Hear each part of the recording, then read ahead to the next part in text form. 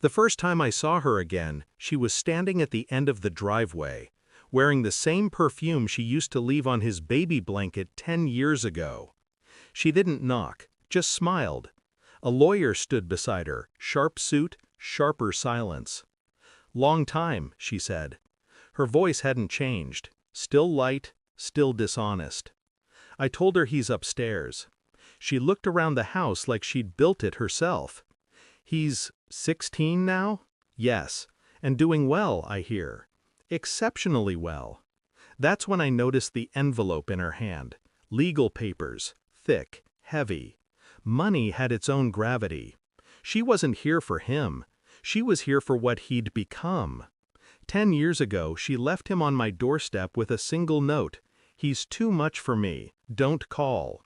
He was 3, autistic, silent, fragile as glass.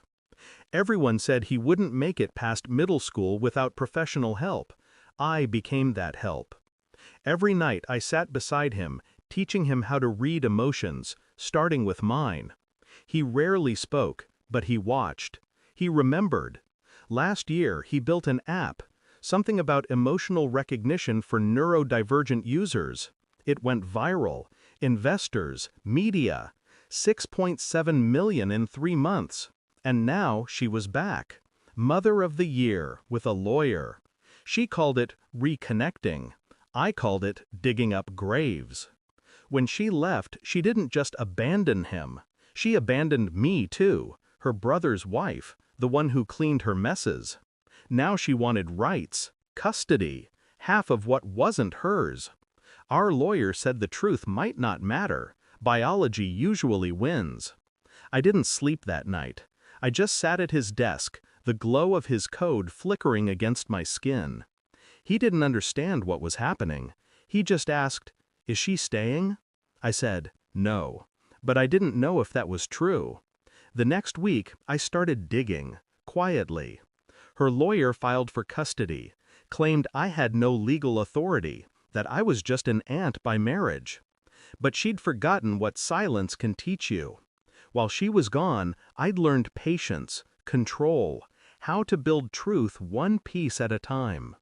I went through old records, hospital forms, school documents, every signature she ever left behind.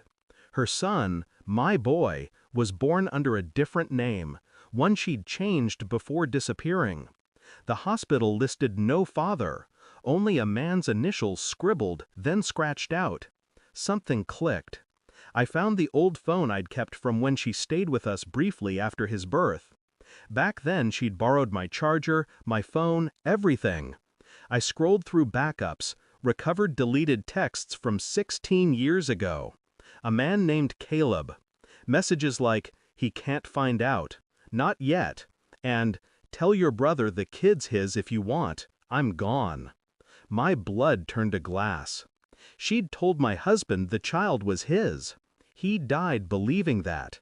And I'd raised another man's son, her secret, her escape plan.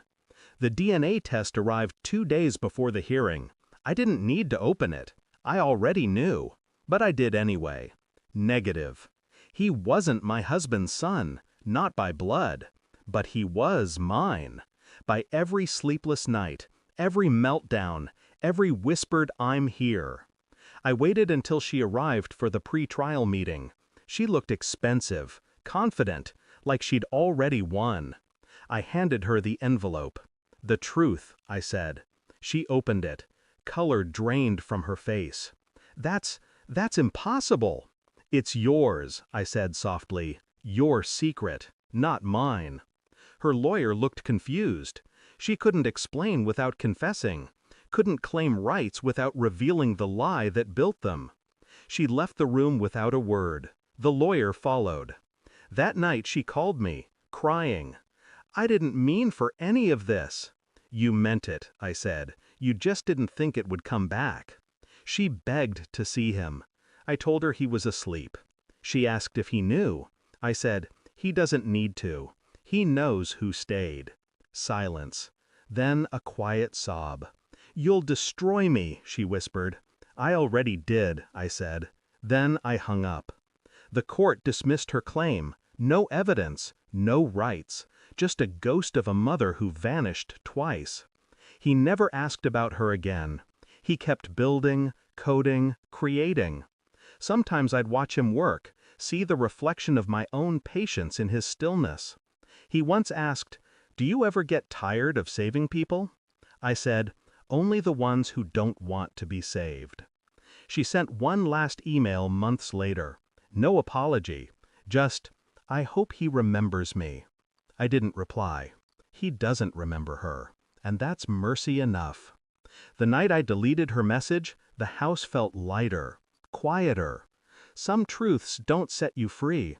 They just let you stop pretending, and I've never pretended since. Thanks for watching. Don't forget to like, share, and comment. Subscribe now to Cheating Stories Insight World for more amazing stories.